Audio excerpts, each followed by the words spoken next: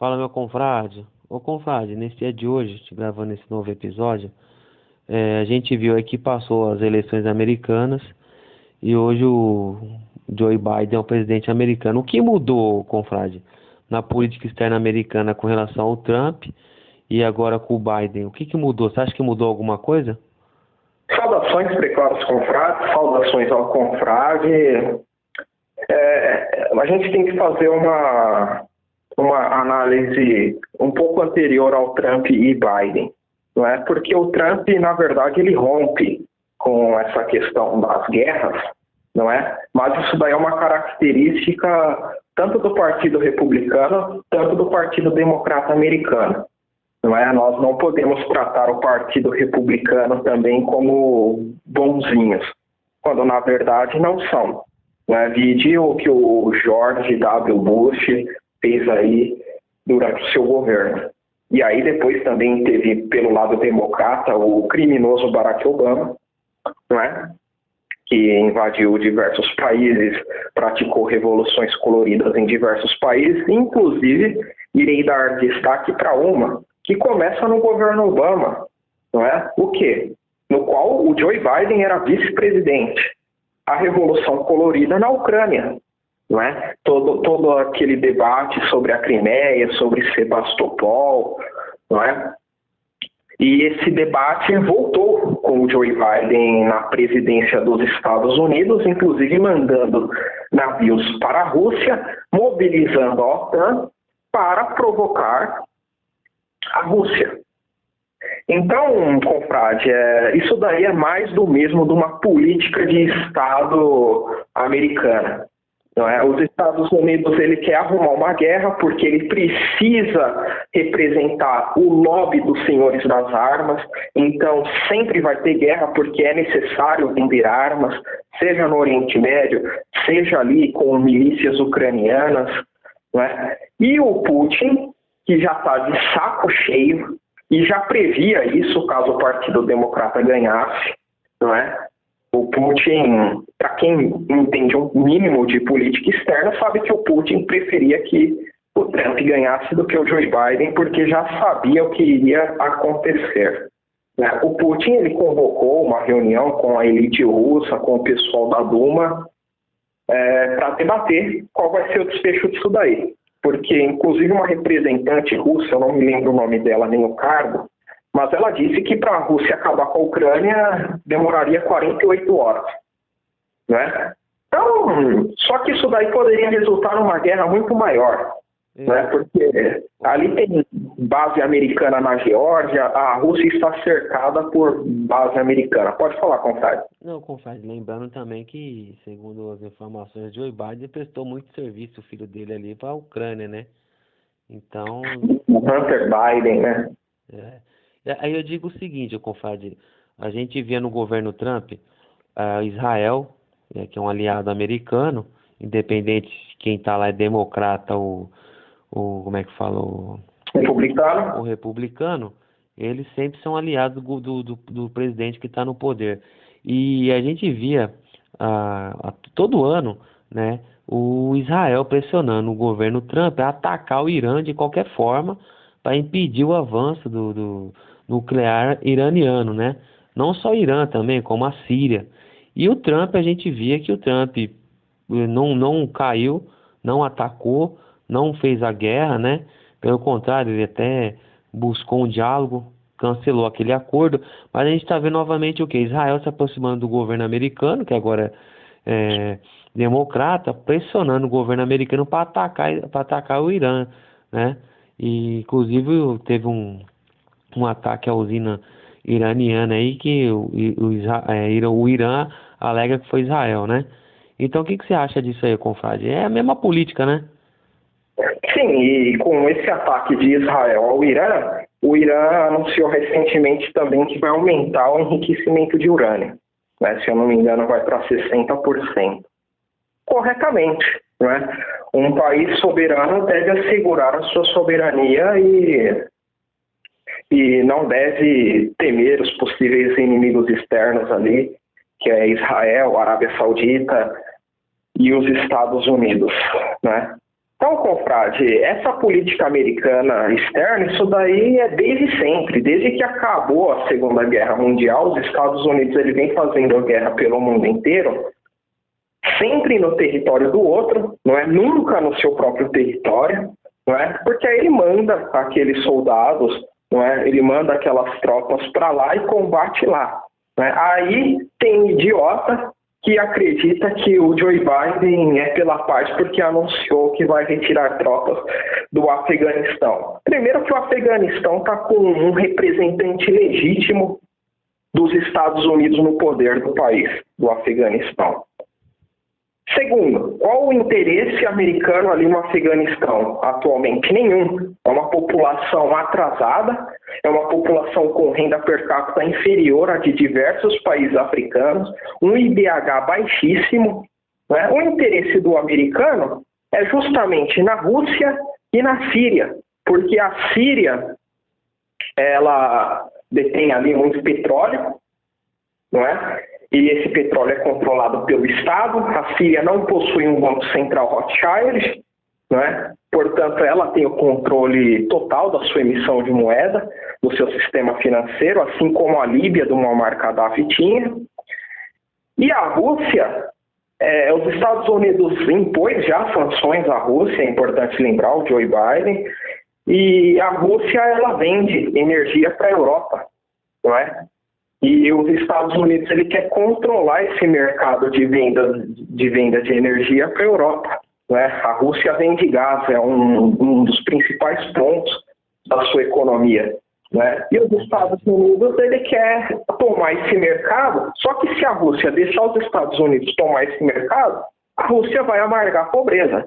Eu confio, isso é tão verdade que no governo Trump, ele junto com a Angela Merkel, ele pediu para a Angela Merkel paralisar aquele projeto alemão-russo, né, da gasoduto, que vem lá da Rússia, para ele levar os navios com gás para a Alemanha, entendeu?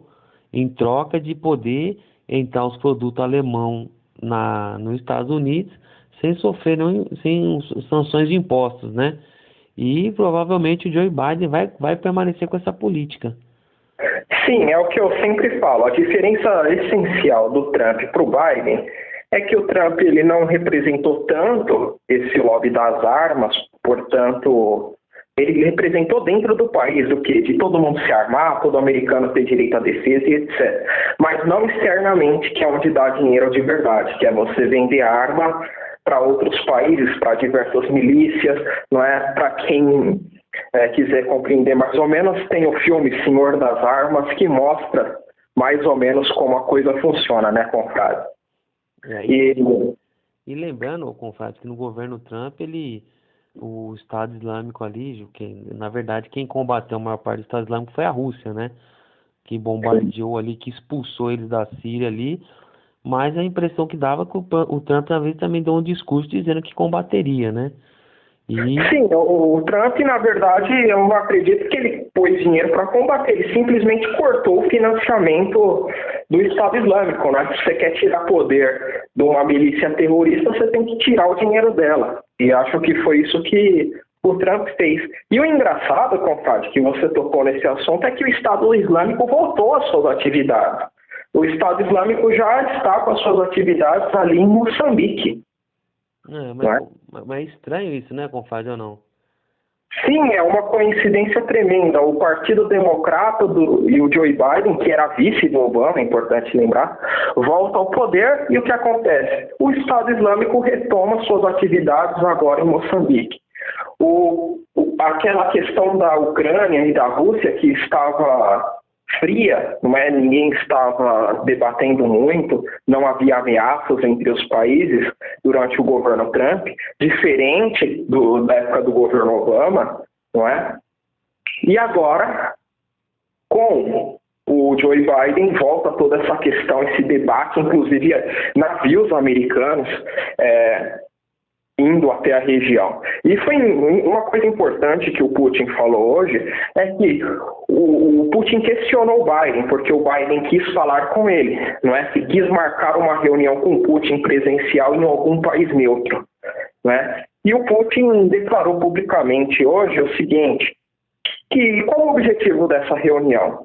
Se for só para tirar foto e mostrar para o mundo eles juntos, não precisa dessa reunião, porque em momento algum o Putin está mandando representantes das suas forças armadas para o Texas para ameaçar a soberania americana, diferente dos Estados Unidos, que estão enviando navios para a Ucrânia para amedrontar, né? Amedrontar, já que é uma guerra também de informação, de você demonstrar poder bélico, a Rússia, né? Então o Putin ele já mandou a real logo para o Joe Biden e assim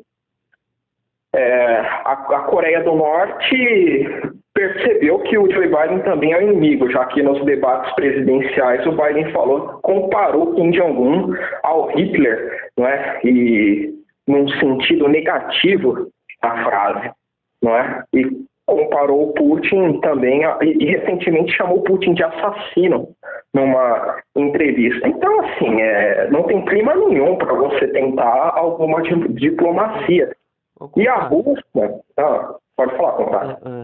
Não fugindo um pouco do assunto, mas bem do assunto, porque faz parte da política externa americana, você acha que o Joe Biden vai dar um soft power no Brasil? Eu acredito que é o seguinte, o único soft power que o Joe Biden pode dar no Brasil seria na questão ambiental, não é? Ele utilizar ali a questão ambiental da Amazônia, do centro-oeste brasileiro, que está sendo desmatado demais, e tentar também impor sanções e etc. Só que é o seguinte, voltando a falar sobre Rússia, China e Estados Unidos, o problema do Joe Biden é com a Rússia. O problema do Trump era com a China, o problema do Joe Biden é com a Rússia, né? Eles trocam de inimigos. Já que o Trump ele se preocupava mais com a economia, ele se preocupava em ter uma economia protecionista, e a China era uma grande ameaça a essa economia protecionista do Trump, não é? Já que a competitividade chinesa é muito mais eficiente hoje do que a competitividade americana. E aí a China alastrava os seus produtos dentro dos Estados Unidos, fazendo com que empresas americanas quebrassem, empregos fossem perdidos e os Estados Unidos se desindustrializassem. Já o Joe Biden, ele não se preocupa tanto com isso, já que o Joe Biden ele é um sujeito mais propenso a defender a globalização. E a Rússia é um dos poucos países que combate essa ideia de mundo globalizado. Portanto, ele vê na Rússia o seu principal inimigo na figura do senhor Vladimir Putin, né, que inclusive essa semana proibiu casamento homossexual, né, que inclusive, se eu não me engano, foi o seu ministro das Relações Exteriores, declarou publicamente de que temos que estar atentos ao racismo antibranco que vem acontecendo na América ou no Ocidente. Né? E isso é verdade, né? Isso tudo é verdade. Então, por isso que eu falo, qualquer homem de bem que se intitula com os valores conservadores não deve apoiar os Estados Unidos numa possível guerra ou numa nova Guerra Fria, como muitos estão falando com a Rússia. Por quê? Porque os Estados Unidos, eu vou repetir o que eu sempre falo aqui neste programa, que é o quê? O que os Estados Unidos representa hoje? Ele representa a globalização. Ele representa a maior indústria da pornográfica do mundo. Ele representa o maior consumo de metanfetamina do mundo. Ele representa o aborto, não é? Já que tem muitos cristãos que nos assistem e são contrários ao aborto. Não é? Os Estados Unidos, ele representa a deflagração de conflito racial. Não é? Eles querem, por exemplo, pegar a pauta americana, que é historicamente os Estados Unidos é um país racista, onde você tem bairro de negro, você tem bairro de branco, você tem bairro de asiático. Aqui no Brasil não tem isso. Não é? Aqui no Brasil não tem isso. Aqui tem bairro de rico e bairro de pobre. Agora não tem bairro de preto, bairro de branco, bairro de amarelo, bairro de indígena, não tem isso. Só que eles querem trazer essa deflagração racial para o Brasil. Não é? A ponto do Estadão, essa semana, ter feito um editorial de que pretos ou negros, não me lembro muito bem o título, deveriam ser vacinados primeiro que os brancos. Primeiro, eu quero deixar claro aqui que eu não estou desesperado por vacina nenhuma. Vou tomar vacina, mas se for necessário, eu espero muito tempo. Agora, a grande questão de fazer um editorial falando que negro deveria ser vacinado primeiro que branco, o que está sendo dito implicitamente? Significa que o branco, heterossexual, pagador dos impostos, não tem valor nenhum. Agora, a vida do negro tem. Não é? Então, você que é branco, que é frentista, que é caixa de supermercado, não, você não pode tomar a vacina para se proteger do coronavírus. Quem tem que tomar vacina é o negro. O negro já tem cota nas universidades, não é? Já existe um programa de vacinação principal durante essa pandemia do coronavírus para os quilombolas que são negros, mas o que eles querem? Eles querem aniquilar o homem branco? Não é? Então é o que eu falo, e provavelmente quem escreveu esse editorial num jornal do porte do Estadão foi um branco, é válido lembrar isso, né? Que todas essas políticas anti-branco partem de pessoas brancas endinheiradas que têm interesses em combater a classe média e o trabalhador branco. Agora eu pergunto para vocês, imagina se o título de um grande jornal, como é o Estadão, o editorial fosse: os brancos devem ser vacinados primeiro. Por quê? Porque a vacina que está sendo vacinada aqui no Brasil foi desenvolvida por branco. Né? É a vacina americana, é a vacina inglesa, é a Sputnik V e tem também a Coronavac. Né? Esse cara que colocasse como título, esse cara seria talvez até preso. Não é? E se não fosse preso, teria sua reputação completamente assassinada. Seria o último artigo dele em jornal, ele nunca mais escreveria em lugar nenhum, ele seria chamado de racista, seria chamado de tudo. Não é? É verdade. Então, assim, quando eu falo que o Lula é a melhor opção para o cenário político de 2022, eu quero dizer o seguinte: nós não temos que pautar entre direita e esquerda. Nós temos que pautar entre liberais e patriotas. O que significa isso? Que, por exemplo, o Lula é um candidato do sistema, mas ele é aquela última opção do sistema. Tem tantas outras à frente dele, não é? Só que é o seguinte, o Lula ainda ele carrega aquela ideia do capital produtivo, de que o pobre tem que ter direito a fazer um churrasco no final de semana. É o único candidato que fala: o pobre tem que ter casa, tem que ter carro, tem que andar de avião. Portanto, ele representa, querendo ou não, uma antítese, de certa maneira, ao capitalismo globalizado. Não é? Óbvio que ele ainda defende a globalização, mas perante os outros candidatos, ele é o que se opõe minimamente a essa ideia de globalização geral.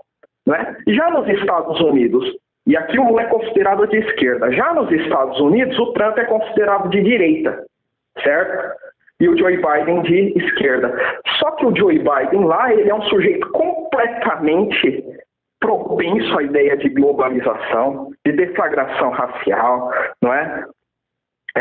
Todas essas mazelas que eu disse aí dos Estados Unidos, liberação das drogas e etc. Enquanto que o Trump, ele é um sujeito declaradamente protecionista, que defende a indústria americana, que fala a América primeiro, a América para os americanos, ou seja, ele tenta ressignificar aquele patriotismo americano que está acabando. Principalmente ali nos grandes estados cosmopolitas. Então, confrade, eu posso até votar aqui no Brasil num candidato de esquerda, não é? Desde que ele se oponha à globalização. Lá nos Estados Unidos, se eu fosse americano, eu poderia votar num candidato de direita que se opõe à globalização. Por quê? Porque a briga não é entre esquerda e direita, a briga é entre liberal e patriota. Por exemplo, é inegável que o Lukashenko, o presidente da Bielorrússia, seja de esquerda. É inegável. Só que ele é um sujeito completamente contra a ideia de globalização, contra essas ideias, todas que estão sendo ocidentalizadas. Porque é o seguinte, eu até cito aqui... Ô, Confrade, não te cortando, mas lembrando que o ano passado aí tentaram de alguma forma desestabilizar o Lukashenko lá, né, com aquelas manifestações, mas que tanto ele percebeu que era uma mãozinha do Ocidente ali para tentar fazer aquela famosa revolução colorida ali, né, confrade? Exatamente, confrade. Eu aproveito, inclusive, para citar um teólogo muçulmano que se chama Abdal Hakim Murad, onde ele diz que o liberalismo ele é uma ideologia totalitária. E aqui eu vou abrir aspas para citar ele rapidamente, porque é exatamente isso que acontece no Ocidente. Essa é uma das questões que confrontam particularmente a Europa moderna, que é a seguinte: se a ideologia dominante é o liberalismo, até que ponto o liberalismo pode, ostensivamente, se sustentar como uma doutrina de tolerância e realmente tolerar tudo o que é diferente de si mesmo? O liberalismo, de certa forma, parece estar cada vez mais coercitivo, ou seja, autoritário, não é? Afinal, você deve ter mais e mais currículo, você deve ter certos pontos de vista sobre sexualidades alternativas. Tem mais coisa. Mas é o seguinte, você deve ter certos pontos de vista e não pode ser o contrário. Por exemplo, você é obrigado a ter um ponto de vista positivo sobre o homossexualismo, sobre o transexualismo, não é? Sobre a poligamia. Caso você não tenha esse ponto de vista positivo sobre a sexualidade, você pode perder o seu emprego. Você pode sofrer represália num trabalho universitário, numa tese de mestrado, num TCC. Não é? Nenhum professor poderá te orientar. Então, assim, o liberalismo ele é uma ideologia onde todos podem ter a liberdade de pensar até certo ponto. Porque a partir do momento que você se posiciona, por exemplo, contra pontos de vista que o liberalismo vê como positivo, como, por exemplo, a questão da sexualidade, o que acontece? Aí você já não presta, aí você é um marginal do sistema. A mesma coisa sobre gênero, a mesma coisa sobre a questão da economia livre, tudo isso daí são objetos hoje sacrossantos dentro do liberalismo que, se você não ver de maneira positiva, você vai ser achincalhado. Né? Para finalizar, então, praticamente a política do Biden vai ser as mesmas dos governos de Obama, de George W. Bush, né? Vai ser aquela política que nós chamamos de Deep State, né, confrade? Fazer guerra e destabilizar os países, fazer revolução laranja, essas coisas aí, né, confrade? Essas coisas aí, e só para concluir, confrade, a gente já termina. Na China, por exemplo. Na China você tem matéria para impedir que as crianças virem maridas. Esse termo mesmo, eu li, se eu não me engano, na BBC, não é? E lá é o quê? É um regime comunista, né? Aqui o brasileiro detesta o chinês, não vamos comprar nada do comunismo chinês, não é? Enquanto que os Estados Unidos, que é uma nação capitalista sob o comando do democrata Joe Biden, lá não tem nada disso. Né? Então, beleza, você pode apoiar o Joe Biden, só que não diga que você é um conservador. Não combina conservador com o apoio aos Estados Unidos. Os Estados Unidos é a nação mais progressista do mundo. Muito mais progressista que a China, que tanto criticam. A Rússia nem se compara, né? Porque, se eu não me engano, o Putin, o Dugin, algum autor russófilo, já falou, qual que é a diferença nossa para o comunismo soviético que nós tentamos implantar aqui? É que nós desprezamos um pouco a questão religiosa, né? O comunismo soviético era um estado ateu, agora nós aderimos à religião ortodoxa, né? Nós prezamos pelos czares que fazem parte da nossa identidade e etc. Ou seja, isso na Bielorrússia também, né? Ou seja, estão consertando os poucos erros ali que ocorreram dentro do comunismo, não é? Mas o capitalismo não. O capitalismo está aprofundando os seus erros. Ele está se aprofundando no materialismo, não é? A ponto da Rússia, que era um estado ateu, ela ter aumentado drasticamente o seu número de cristãos nos últimos tempos, e no Ocidente globalizado ter disparado o número de ateus. Não é? Você pega esses caras aí, bilionário, cara da grana, como era o Steve Jobs, como era o Bill Clinton, como o Mark Zuckerberg, esses caras aí são todos ateus. Não tem problema nenhum ser ateu. Só que é o seguinte, é uma crescente do Ocidente. E eu não posso concordar com um cara que se intitula conservador falar, os Estados Unidos e Israel são o bastião do conservadorismo do mundo. Óbvio que não.